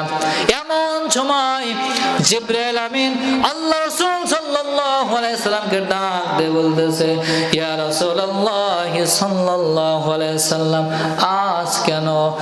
আজ কেন মদিনার মসজিদে ফজরের আজানটা হয় নাই? আল্লাহর নবীজি হাওমাকে দেখে বলেছে, কে বলেছে আজান হয় নাই? আজকে তো হাবশি গোলাম গরিব মানুষটা আজান দেয় নাই, আজকে আজান দিয়েছে যার কণ্ঠটা সব চাইতে ভালো, যেই ব্যক্তি এই মদিনার সব চাইতে উচ্চ বংশের, সেই ব্যক্তি তো আজকে আজান দিয়েছে। জিবরাইল আমিন ডাক দিয়ে বলতেছে, ইয়া রাসূলুল্লাহ সাল্লাল্লাহু আলাইহি সাল্লাম, আল্লাহ পাক বলে দিয়েছেন যতক্ষণ পর্যন্ত আমার হাবশি বেলাল কালো মানুষটা আজান দেবে না ততক্ষণ পর্যন্ত ফজরের নামাজের সময় হবে না। একটু চিৎকার দিয়ে বলেন আল্লাহু আকবার। এই যে এখানে প্রমাণিত হয়ে যায় মানুষের সম্মান আল্লাহ পাক সব চাইতে বেশি দিয়েছেন। কালো মানুষ হলেও আল্লাহর কাছে সম্মানিত। আল্লাহ পাক বলেন, ইন্নাল্লাহা ইনদাহু ইলমুস সাআ ওয়া ইউনাসিলুল গায়ব। এখানে এই যে আয়াতটার মধ্যে সূরা লোকমানের এই যে শেষের আয়াত, এখানে 10টা আখিরাতের কথা আছে, এখন বলতে পারছি না, সময় নাই। সম্মানিত হাজিরিন, এই যে কালো মানুষের সম্মানটা কোন জায়গায় পৌঁছে গেল লক্ষ্য করুন। বেলাল রাদিয়াল্লাহু তাআলা আল্লাহর কাছে এত পরিমাণ মর্যাদাশীল তিনি হয়েছিলেন, আল্লাহ রাব্বুল আলামিনের এত হাবশি গোলাম তিনি হয়ে গিয়েছিলেন। তিনি হয়েছিলেন বিশ্ব নবীজি সাল্লাল্লাহু আলাইহি সাল্লামের একজন প্রিয় বান্দা। বলেন সুবহানাল্লাহ। সম্মানিত হাজিরিন, রাসূল কারীম সাল্লাল্লাহু আলাইহি সাল্লাম বলেছেন, মান তাশাব্বাহা বিকওমিন ফাহুয়া মিনহুম। এই দুনিয়ার মধ্যে যার সঙ্গে যার সম্পর্ক থাকবে, আখিরাতের ময়দানে তার সঙ্গে তার হাসর হবে। আপনার সম্পর্ক যদি লেলিন কালমাস মাংস তথা ইসলাম যারা মানে না, কোরআন যারা মানে না, মদের বোতল যাদের প্রত্যেকদিন 10টা ফুরিয়ে যায়, বিড়ির প্যাকেট যাদের প্রত্যেকদিন 8-10 প্যাকেট করে বিড়ির প্যাকেট যাদের ফুরিয়ে যায়, এই সমস্ত মানুষের সঙ্গে যদি আপনার সম্পর্ক থাকে, ওদের সঙ্গে আপনার হাসর হবে। আর আপনার সম্পর্ক যদি আলেমদের সঙ্গে হয়, দিনদার ব্যক্তিদের সঙ্গে আপনার সম্পর্ক থাকে, তাদের সঙ্গে আপনার হাসর হবে। এজন্য ভালো মানুষ থাকবে যেখানে, আমরা থাকবো সেখানে। আওয়াজ দিয়ে বলেন ঠিক কিনা। সম্মানিত হাজিরিন, আল্লাহ রাব্বুল আলামিন বলেন, কাইফা তাকফুরুনা বিল্লাহি ওয়া কুনতুম আমওয়াতান ফাআহইয়াকুম সুম্মা ইউমীতুকুম সুম্মা ইউহয়ীকুম সুম্মা ইলাইহি তুরজাউন। কেমনে কুফরি করো? আল্লাহ পাক বলেন, কেমনে তোমরা কুফরি করো, অথচ তোমরা ছিলে নিষ্প্রাণ, তোমাদের কোনো উল্লেখযোগ্য কোনো বিষয়বস্তু তোমরা ছিলে না। এই মাটি থেকে তোমাদেরকে সৃষ্টি করা হয়েছে, আবার এই মাটির মধ্যে তোমাদেরকে চলে যাওয়া লাগবে। আওয়াজ দিয়ে বলেন কথা ঠিক কিনা। সম্মানিত হাজিরিন, আজকে আমরা মুসলমান, সংখ্যাগরিষ্ঠ মুসলমান, আজকে আমরা 90-95 মুসলমান হওয়ার পরও আমরা তামাম বিশ্বাসকে মার খাচ্ছি। আমাদের সব জায়গায় মায়ানমারে মুসলমানরা মার খাচ্ছে, ফিলিস্তিনে মুসলমানরা মার খাচ্ছে, এরপরে বিভিন্ন রাষ্ট্রে মুসলমানেরা মার খাচ্ছে, তার কারণ হলো একটাই, কারণ হলো মুসলমানদের মধ্যে কোনো ঐক্যবদ্ধ নাই, মুসলমানদের মধ্যে কোনো ঐক্যবদ্ধ নাই। ইহুদি খ্রিস্টানদের ওরা মাত্র কয়েক পার্সেন্ট, তারপরেও আমরা তাদের সঙ্গে পেরে দিচ্ছি না। সম্মানিত হাজিরিন, আমাকে আপনাকে আগামী যেন কোরআনের আইন চালু হয়, কোরআনের আইন সমাজের মধ্যে যদি বাস্তবায়ন হয়ে যায়, আমাদেরকে যেন চুরি বন্ধ হবে, দুর্নীতি বন্ধ হবে, চাঁদা বন্ধ হবে, এমন সুসমাজ আমাদেরকে কায়েম করার জন্য চেষ্টা করতে হবে। আওয়াজ দিয়ে বলেন ঠিক কিনা? রাসূল কারীম সাল্লাল্লাহু আলাইহি সাল্লাম বলেছেন, শেষ জামানায়, এই ফিতনার জামানায় যদি কোনো ব্যক্তি একটা মরা সুন্নত জিন্দা করতে পারে, সেই ব্যক্তি 1000 গলা কাটা শহীদের সওয়াব পাবে। আওয়াজ দিয়ে বলেন কয় হাজার? আওয়াজ দিয়ে বলেন কয় হাজার? 1000 গলা কাটা শহীদের সওয়াব পাবে। কিভাবে আপনি সওয়াবটা পাবেন? এই যে শেষ জামানায় একটা সুন্নাত যদি কোনো ব্যক্তি প্রতিষ্ঠিত করতে পারে, আল্লাহ রাসূল সাল্লাল্লাহু আলাইহি সাল্লাম বলেছেন, এই যে মরা সুন্নাত যদি কোনো ব্যক্তি জিন্দা করতে পারে, আল্লাহ রাসূল সাল্লাল্লাহু আলাইহি সুন্নাত। দাড়িওয়ালা মানুষ এখানে অনেক আছে, দাড়িওয়ালা মানুষ বর্তমান সমাজে অনেক আছে। এরপরে আসেন জুব্বা গায়ে দেওয়া কিন্তু মরা সুন্নাত না। জুব্বা গায়ে দেওয়ার মতো আমার হুজুরের মতো, পেছনে হুজুরের মতো অনেক মানুষ জুব্বা গায়ে দেওয়ার মানুষ আছে। এরপরে মেসওয়াক করা কিন্তু মরা সুন্নাত না, মেসওয়াক করার মানুষ সমাজের মধ্যে অনেক আছে। এরপরে সমাজের মধ্যে এই যে মরা সুন্নাত যে কথাগুলো বললাম, এই আল্লাহ রাব্বুল আলামিন বলেন এই মরা সুন্নাত, এইগুলো কিন্তু মরা সুন্নাত না। আল্লাহ রাব্বুল আলামিনের আইন সমাজে চালু করার জন্য, কোরআনের রাজ কায়েম করার জন্য প্রয়োজন যদি হয়, তাদের সহযোগিতা করা, এইটাই হলো মরা সুন্নাত জিন্দা করা। আর এই মরা সুন্নাত জিন্দা করবে যারা, 1000 গলা কাটা শহীদের সওয়াব পাবে তারা। আওয়াজ দিয়ে বলেন ঠিক কিনা? একটু দরুদ শরীফ পড়েন, আল্লাহুম্মা সাল্লি আলা। শেষ করতে ওয়ালা আলি সাইয়্যিদিনা লা ইলাহা ইল্লাল্লাহ সুবহানাল্লাহ আলহামদুলিল্লাহ লা ইলাহা ইল্লাল্লাহ সুবহানাল্লাহ আলহামদুলিল্লাহ লা ইলাহা ইল্লাল্লাহ লা ইলাহা ইল্লাল্লাহ মুহাম্মাদুর রাসূলুল্লাহ। মানুষ কই যায় রে দুনিয়া ছাড়িয়া, মসজিদের ওই পালকি আয়না দোলা দেয় সাজায়া তারে জনমের লাগিয়া। আওয়াজ দিয়ে বলেন ঠিক কিনা? মানুষ কই যায় রে দুনিয়া ছাড়িয়া, মসজিদের ওই পালকি আয়না দোলা দেয় সাজায়া তারে জনমের লাগিয়া। ওই বাড়ি লাগিয়া কত করলা মারামারি, মামলা মুকদ্দমা কইরা খোয়াইলা যে করি। ওই বাড়ি লাগিয়া কত করলা মারামারি, মামলা মুকদ্দমা কইরা খোয়াইলা যে করি। আজকে তুমি যাবে চলে,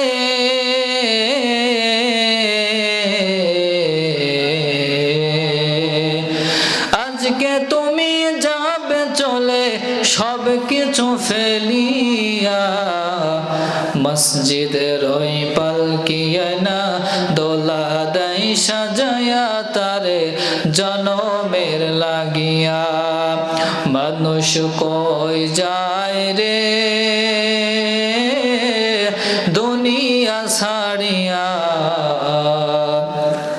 মসজিদের ওই পালকি আয়না দোলা দেয় সাজায়া তারে জনমের লাগিয়া মসজিদের ওই পালকি আয়না দোলা দেয় সাজায়া তারে জনমের লাগিয়া ছেলে মেয়ে নববধূর প্রেমেতে মজিয়া নামাজ রোজা সব খোয়াইলা দুনিয়ায় আসিয়া আওয়াজ দে বলেন ঠিক কিনা ছেলে মেয়ে নববধূর প্রেমেতে মজিয়া নামাজ রোজা সব খোয়াইলা দুনিয়ায় আসিয়া সেই ছেলেরাই গোসল দিবে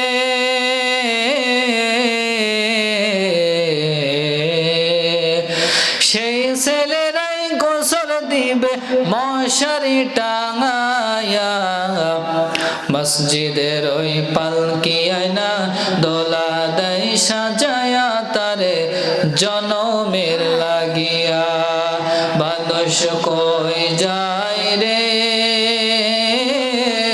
দুনিয়া ছাড়িয়া মসজিদের ওই পালকি আয়না দোলা দেয় সাজায়া তারে জনমের লাগিয়া আওয়াজ দিয়ে বলেন ঠিক কিনা এই যে মসজিদের যে পালকিটা আমার আপনার বাসায় আসবে মসজিদের পালকিটা এই যে মনে করেন অন্য অন্য যখন আমরা এখানে কোনো আত্মীয় বাড়ির দিকে যাই বা কোথাও যখন যাই আমরা গাড়ির মাধ্যমে কিন্তু বাড়ি থেকে রওনা হই কি বলেন ঠিক কিনা কিন্তু যেদিন আমি আপনি আমার আপনার আসল বাড়িতে চলে যাব সেই দিন কিন্তু আমার আপনার জন্য ওই চৌগাছার বাজার থেকে গাড়ি আসবে না ওই দিন কিন্তু আমার আপনার জন্য যশোর থেকে গাড়ি আসবে না ওই দিন একটাই গাড়ি আসবে সেটা হলো ওই মসজিদের বারান্দা থেকে কথা বলেন ঠিক কিনা এজন্য সোজা হবেন তবে মরার পরে সোজা হয়ে কোনো লাভ নাই বাবা মরার পরে সোজা হয়ে কোনো লাভ নাই দুনিয়াতে থেকে সোজা হন দেখছেন না আল্লাহ তাআলা কিছু ঝাঁকুনি দিয়ে যাচ্ছে টের পাননি কিছুদিন আগে ঝাঁকুনি দিচ্ছে সতর্ক বার্তা দিয়ে যাচ্ছে সংকেত হয়ে যাও সময় তোমাদের স্বল্প যারা এরকম বড় বড় বিল্ডিং এর ভিতরে ছিলেন তারা টের পেয়েছেন আল্লাহ তাআলা বলেন এই যে কম্পনগুলো শুরু হয় এই যে কম্পনগুলো দেখতেছেন এই কম্পনগুলো আল্লাহ পাক মানুষকে সতর্ক করে দেয় সবগুলো নিজের দুই হাতের কামাই কিসের কামাইগুলো এই যে আপনারা যত আবাদ বিবাদ দেখতেছেন না সাইক্লোন বলেন ভূমিকম্প বলেন সবগুলো হলো আমারে আপনার দুই হাতের কামাই আল্লাহ পাক বলেন যহরাল ফাসাদু ফিল বাররি ওয়াল বাহরি বিমা কাসাবাত আইদিন নাসি লিয়ুযিকাহুম বা'দাল্লাযী আমিলু লাআল্লাহুম ইয়ারজিউন একটু চিৎকার দিয়ে বলেন আল্লাহু আকবার আরো চিৎকার দিয়ে বলেন আল্লাহু আকবার আল্লাহ রাব্বুল আলামিন ডাক দিয়ে বলেন জলে স্থলে যত প্রকার আযাব গজব তোমরা দেখতেছো এই সবগুলো হলো তোমাদের দুই হাতের কামাই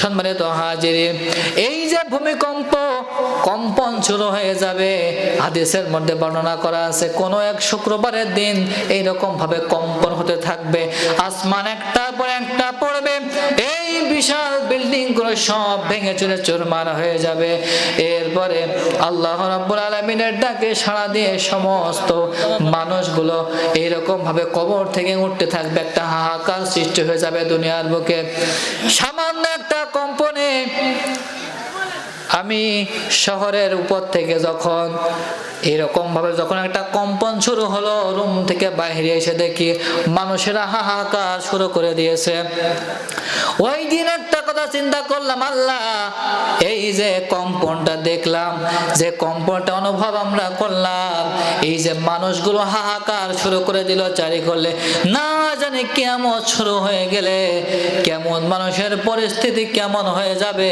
মানুষগুলো সব পাগলের মতো দৌড়াদৌড়ি করতে লাগবে, মানুষগুলো সব পাগলের মতো ছোটাছুটি করতে লাগবে।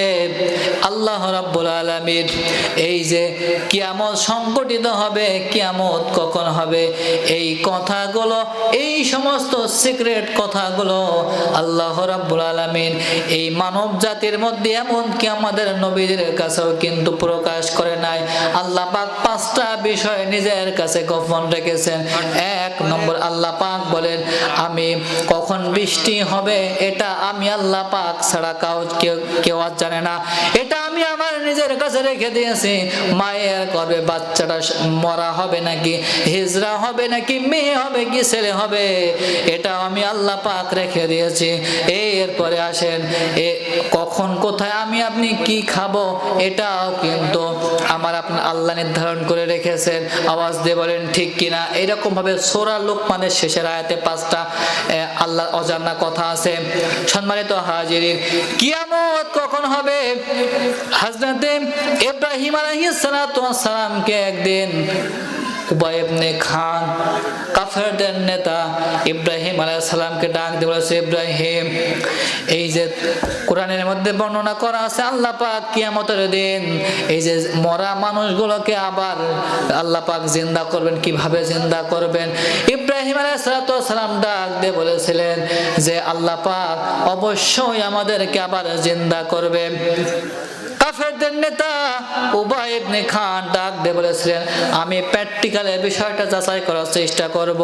উবাই ইবনে খান একটা কাজ করলেন, অনেক দিনের পুরাতন কবর থেকে একটা হাড়, এরপরে পায়ের কিছু হাড়, মাথার কিছু হাড় এক জায়গায় করে একটা পাথরের সঙ্গে রেখে একটা পাথর দিয়ে পিষে গোড়া টুকরা টুকরা করে ফেললেন। এরপরে ইব্রাহিম আলাইহিস সালামের কাছে ডাক দিয়ে বলতেছেন কিভাবে সম্ভব? আল্লাহ রাব্বুল আলামিন এই যে গোড়া পাথর গুলারে হাড় গুলারে আবার কিভাবে আল্লাহ পাক জিন্দা করবেন?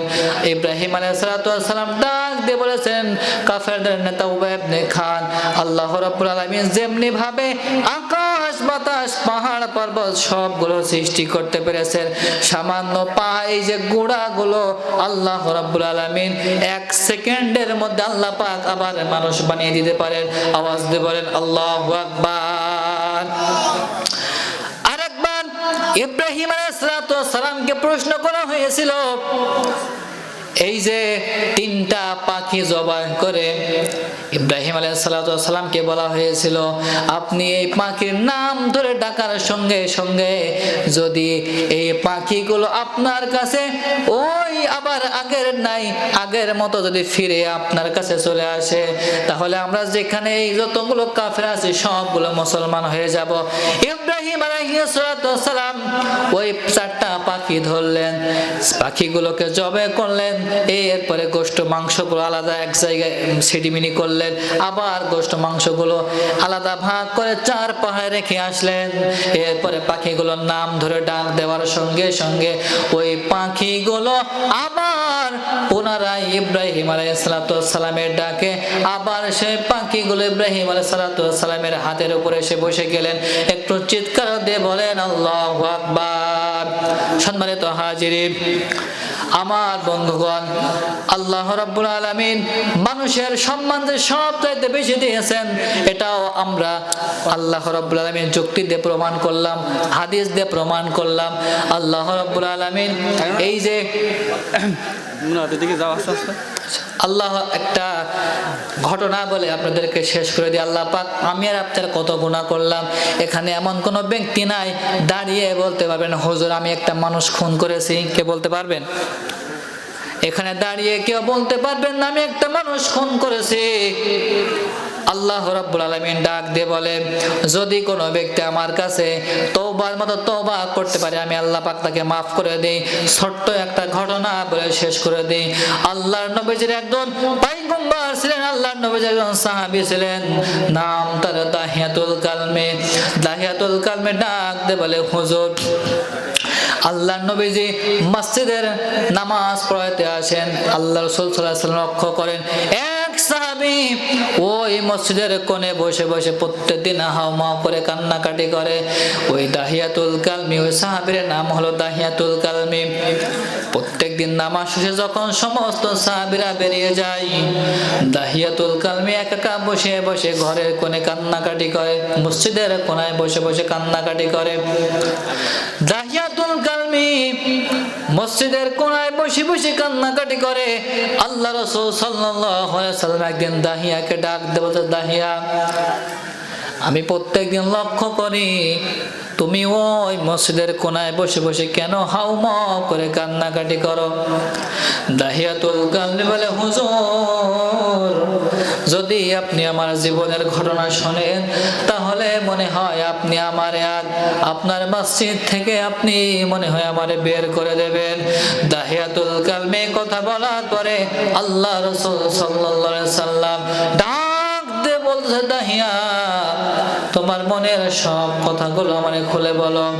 দাহিয়াতুল কালমি বলে, হুজুর, আমি আগে যে ধর্মের মানুষ ছিলাম ওই ধর্মের নিয়ম নীতি ছিল ওই সমাজের মধ্যে যদি কোনো মেয়ে সন্তান জন্মগ্রহণ করে ওই মেয়ে সন্তানকে জীবন্ত কবরে দেওয়া, জীবন্ত হত্যা করা। আল্লাহ আমার বিবির পেটে একটা মেয়ে সন্তান দিয়েছিলেন, আমার মেয়েটাকে আমি প্রথম দিন ধরলাম, আসা মাথায় তুলে আছাড় দিয়ে মারবো। এমন সময় আমার বিবি আমার একটা পা জড়িয়ে ধরে, প্রাণের স্বামী গো, মেয়েটাকে এবারের মতো মাফ করে দাও, মেয়েটা একটু বড় হলে তাকে বনবাসে পাঠিয়ে দেব। দাহিয়াতুল কালমি বলে, হুজুর, সেদিন আমি আমার বিবির কথায় মেয়েটাকে ছেড়ে দিলাম আর আমার বিবিকে ডাক দিয়ে বললাম, আমি সফর করার জন্য দূর দেশে চলে যাচ্ছি, আমি সফর করে যেন আমি এই মেয়ের মুখটা আমি আর না দেখি। দাহিয়াতুল কালমি বলে, হুজুর, সফরের জন্য দূর দেশে চলে গেলাম, অনেক দিন পরে ফেরত আসলাম, গেটে এসে দেখি আমার ওই ছোট্ট মেয়েটা আমার গেটের সামনে দাঁড়ালো। দাহিয়াতুল কালমি বলে, হুজুর, আমার মেয়ে আমার কোলে উঠতে চাইলো, কিন্তু আমি নিষ্ঠুর পিতা মেয়েটাকে কোলে নিলাম না। আমার মেয়ে আমার দিকে দুটো হাত বাড়িয়ে দিল, আমার মেয়েকে আমি কোলে নিলাম না। আমার বিবিকে ডাক দিয়ে বললাম, বিবি গো, তোমার মেয়েটাকে সুন্দর করে গোসল করিয়ে দাও, তোমার মেয়েকে সুন্দরভাবে কাপড় পরিধান করে দাও, আমি তোমার মেয়ের নানার বাড়িতে বেড়াইতে নিয়ে যাব। দাহিয়াতুল কালমি বলে, হুজুর, আমার বিবির কাছ থেকে আমি বিদায় নিয়ে চলে আসলাম আর আস্তিনে একটা কোদাল নিয়ে নিলাম, আমার মেয়ের আমি হাতটা ধরে মাঠের মধ্যে দিয়ে হাঁটতে হাঁটতে যাইতেছি, আমি আস্তিন থেকে কোদালটা বের করলাম, এরপরে আমি যখন গর্ত করতে যাচ্ছি আমার কপাল দিয়ে ঘাম পড়তেছে, আমার মেয়ে আমাকে ডাক দিয়ে বলতেছে, আব্বু গো, তোমার কষ্ট দেখলে কিন্তু আমি সইতে পারি না, আব্বু গো, কত কি হবে আমার। দাহিয়াতুল কালমি বলে, হুজুর, আমার মেয়ে তারা জামার আস্তিন দিয়ে আমার কপালটাকে সুন্দরভাবে মুছিয়ে দিল, তবু আমার মেয়ের প্রতি আমার কোনো মায়া হলো না, দয়া হলো না। গর্ত করার কাজটা শেষ হয়ে গেল, আমি যখন আমার মেয়ের হাত বাঁধতে যাচ্ছি, আমার মেয়ের পা বাঁধতে যাচ্ছি, আমার মেয়ে তখন আমার দিকে ফেল ফেল করে তাকিয়ে আমার কাছে দুটো হাত জোর করে বলতেছে, আব্বু গো, মেয়ে হয়েছি বলে মনে হয় তোমার মনটা খারাপ, আব্বু গো, আমি একটু বড় হলে আমি অনেক দূর চলে যাব, তোমার বাড়িতে থাকতে যদি কষ্ট হয়ে যায়, সমস্যা হয়ে যায়, তুমি আমারে বলে দিও, আমি জীবনে তোমার বাড়িতে আমি কোনোদিন তোমার ঘরে থাকতে চাইবো না, তোমার বাড়িতে যদি দুমুঠো খাবার চাই, যদি দৃষ্টি কষ্ট হয়ে যায়, আমারে তুমি বলে দিও, আমি জীবনে কোনোদিন তোমার কাছে এক মুঠো খাবার চাবো না, আমি জঙ্গলের পাতা খেয়ে খেয়ে বেঁচে থাকবো। দাহিয়াতুল কালমি বলে, হুজুর, দয়া হলো না, মায়া হলো না, আমার মেয়েকে আমি কবরের মধ্যে ফেলে দিলাম, আমার মেয়ে আমার দিকে ফেল ফেল করে তাকাচ্ছে, দেখি আমার পাশে একটা পাথর পড়ে আছে, আমার পাথরখানা তুলে আমার মেয়ের মুখ বরাবর মেরে দিলাম। ছাগল জবাই করলে যেমন রক্ত বের হয়, মুরগি জবাই করলে যেমন রক্ত বের হয়, গরু জবাই করলে যেমন রক্ত রক্ত বের হয়, আমার মেয়ের মুখ থেকেও ঠিক ওই রকম রক্ত বের হচ্ছিল হুজুর। ওই মেয়ে ও তার কাহিনী যখন আমার মনে হয় আল্লাহ আমার জীবনের সমস্ত গুনাহগুলো মাফ করে দিলেও, আল্লাহ মনে হয় আমার জীবনের সমস্ত গুনাহগুলো মাফ করে দিলেও আল্লাহ মনে হয় আমার এই গুনাহ কোনোদিন মাফ করবে না। আল্লাহ নবীজি আমার দাহিয়াতুল কারনিকে ডাক দিয়ে বলতেন, দাহিয়া, মানুষ যে এত নিকৃষ্ট হয় আমার জানা ছিল না দাহিয়া রে, মানুষ যে এত খারাপ হতে পারে আমার জানা ছিল না দাহিয়া রে। তবে তুই একটা সুসংবাদ শুনে রেখে দে, যখন তুই মনে মনে নিয়ত করেছিস, যখন তুই তওবা করেছিস যে আমি আর কোনোদিন চাঁদাবাজি করব না, আমি কোনোদিন মেয়ের হত্যা করব না, আমি কোনোদিন লুণ্ঠন করব না, ডাকাতি করব না, চুরি করব না, সঠিক তওবা করে যখন তুই আমার রাস্তায় ফিরে এসেছিস, আল্লাহ রাব্বুল আলামিন তোর জীবনের সমস্ত গুনাহগুলো মাফ করে দিয়েছেন। ও আল্লাহর গোলামেরা, দাহিয়াতুল কালমের মতো আমি আপনি আর কয়টা মানুষ খুন করলাম? দাহিয়াতুল কালমিকে যদি আল্লাহ পাক এত জঘন্য একটা কাজ করার পরেও যদি আল্লাহ পাক মাফ করে দিতে পারে, আল্লাহ পাক আমাকে আপনাকে সকলকেও সঠিক তওবা করলে মাফ করে দেবে। আওয়াজ দিয়ে বলেন কথা ঠিক কিনা? একটু দূর সরে পড়েন, আল্লাহুম্মা সাল্লি আলা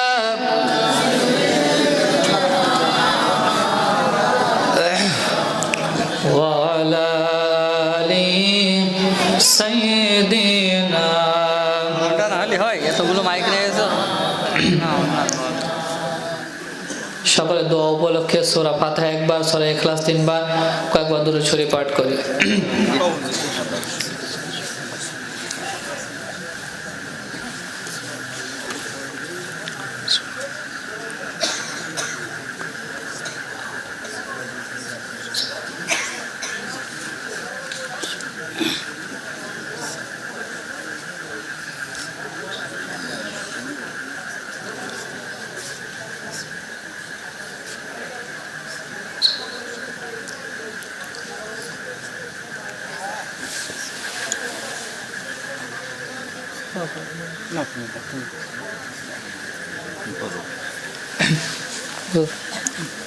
اللهم آمين. ربنا ظلمنا أنفسنا وإن لم تغفر لنا وترحمنا لنكونن من الخاسرين. اللهم رب ارحمهما كما ربياني صغيرا وقل رب ارحمهما كما ربياني صغيرا. রব্বুল আলামিন, আসমানের মালিক, জমিনের মালিক, খাওয়ানোর মালিক, বাঁচানোর মালিক, মৃত্যু দেওয়ার মালিক রব্বুল আলামিন, আয় আল্লাহ, সেই মাগরিব থেকে নিয়ে তোমার কতগুলো আল্লাহ তোমার বান্দারা কথা বলেছে, মাগরিব থেকে নিয়ে তোমার বান্দারা চাতক পাখির নাই তাকিয়ে আছে আল্লাহ রব্বুল আলামিন। আল্লাহ সেই মাগরিব থেকে কোরআনের কথা বলেছে, আমি গুনাহগার শেষ পর্যায়ে এসে কিছু কথা বলেছে আল্লাহ।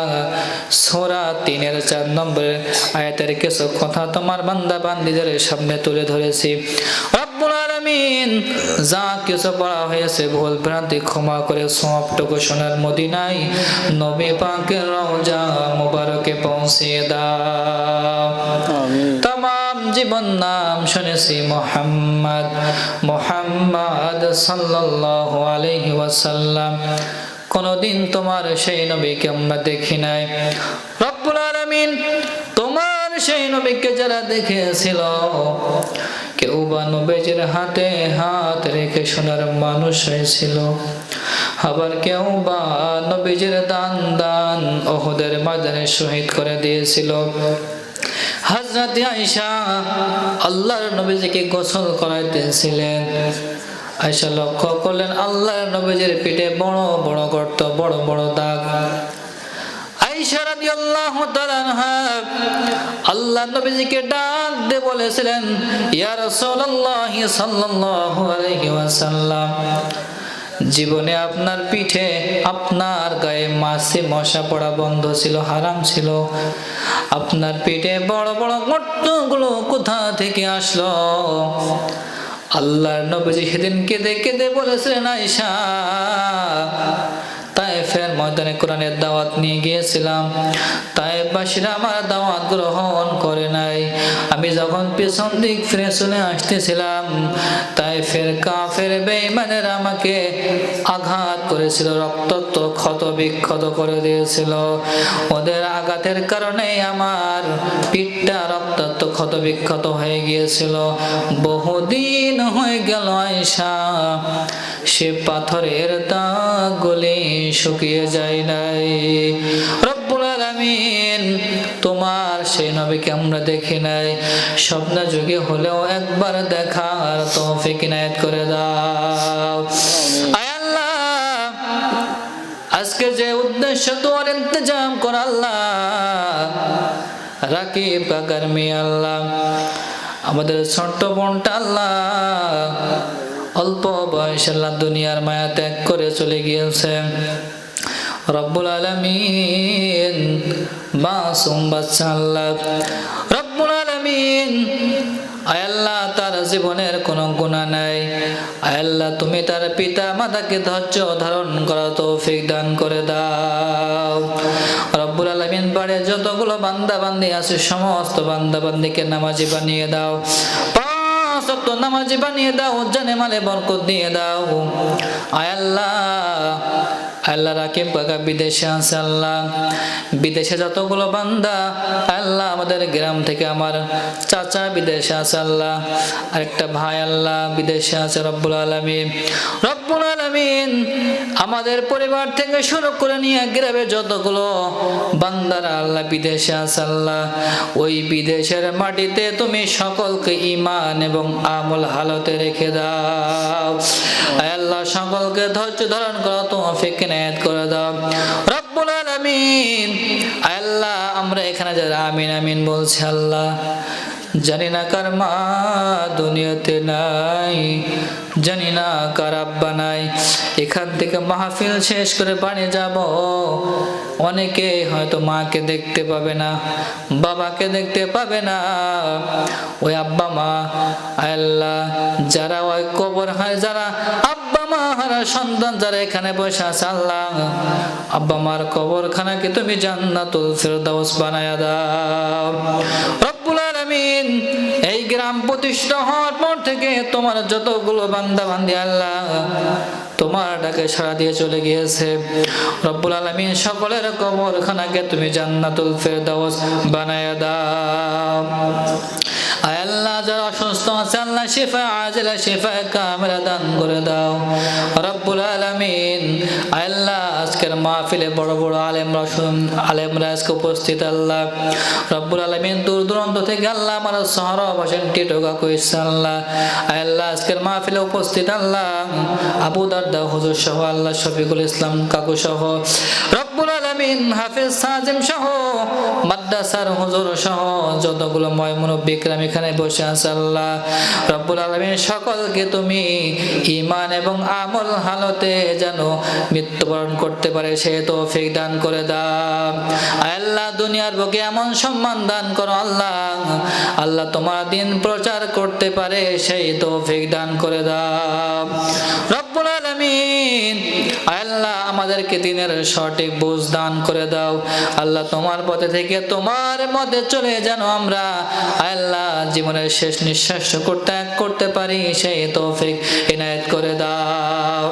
আয় আল্লাহ, যারা আজকে রাধুনী আছে আল্লাহ, কত কষ্ট করে অর্থ দিয়ে শ্রম দিয়ে মেধা দিয়ে আল্লাহ যারা সুন্দরভাবে আয়োজনটা পরিচালনা করলো আল্লাহ, সকলের এই চেষ্টাগুলো তুমি জান্নাতের খাতায় লিখে নাও। আয় আল্লাহ, আজকের মাইক সার্ভিস আল্লাহ ইদ্রিস কাকু আল্লাহ, সুন্দর মাইক, অনেক দিন ধরে মাইক পরিচালনা করেছে আল্লাহ। রব্বুল আলামিন, তুমি তাকে ঈমান এবং আমল হালতে রাখো আল্লাহ। রব্বুল আলামিন, আজকে যারা দূর দূরান্ত থেকে অতিথি এসেছে আল্লাহ, সকলকে কবুল করে নাও, সকলকে ঈমান এবং আমল হালতে মৃত্যুবরণ করা তৌফিক দান করে দাও।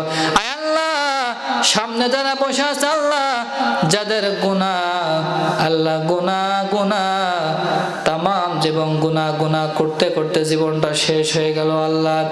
সামনে তোমার বান্দা বান্দিরা গুনাহ করতে করতে পাহাড় পরিমাণ করে ফেলেছে। পদ্মার মা বোনেরা গুনাহ করতে করতে পাহাড় পর্যন্ত গুনে ফেলেছে। আয় আল্লাহ, যদি তুমি আমাদের গুনার দিকে তাকাও তাহলে তোমার আর গুনাহ আমাদের ক্ষমা করতে আল্লাহ মন চাইবে না। তোমার এই জাব্বার গফুরের কাদেরে আমাদের জিন্দেগির সমস্ত গুনাহগুলোকে মাফ করে দাও রব্বুল আলামিন। যারা অসুস্থ আছে আল্লাহ শিফায়ে আজিলা শিফায়ে কামিলা দান করে দাও। আয় আল্লাহ, এই বাড়ির সব বালা মুসিবত গুলো দূর করে দাও। আয় আল্লাহ, নেক হায়াত দারাজ করো সকলকে আল্লাহ রব্বুল আলামিন। সকলকে 5 ওয়াক্ত নামাজি বানিয়ে দাও। আয় আল্লাহ, তোমার দিন মোতাবেক চলতে পারে সে তৌফিক ইনায়েত করে দাও রব্বুল আলামিন। আয় আল্লাহ, আজকে তোমার একজন প্রিয় বান্দা আল্লাহ গতকাল দুনিয়া থেকে চলে গেছে আল্লাহ। তোমার পথে তোমার লড়ক সৈনিক আল্লাহ ওসমান হাদি ভাইকে তুমি জান্নাতুল ফেরদাউস দান করে দাও রব্বুল আলামিন। আল্লাহ, আমরা যারা এখানে যারা কথা বললাম আল্লাহ, সকলকে দিন প্রচার করার জন্য, দিনের প্রসারের কাজের জন্য তুমি কবুল করে নাও আল্লাহ। সকলকে সুস্থতা দান করে দাও রব্বুল আলামিন। যারা মাঠে কৃষি কাজ করে আল্লাহ, সকলকে খেত ভরা দান দিয়ে দাও আল্লাহ। তোমার আযাব গজব থেকে আমাদেরকে রক্ষা করো। বিশ্বে এই ফিতনা ফাসাদ থেকে আমাদের মুসলিম উম্মাহকে তুমি হেফাজত করো।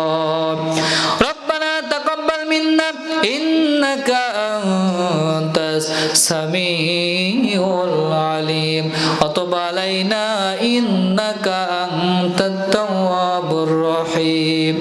সুবহান রাব্বিকা রাব্বিল ইজ্জাতি আম্মা ইয়াসিফুন ওয়া সালামুন আলাল মুরসালিন আলহামদুলিল্লাহি রাব্বিল আলামিন। ওয়াজআল আখির কালামি ইনদাল মাউতি লা ইলাহা ইল্লাল্লাহু মুহাম্মাদুর রাসূলুল্লাহ।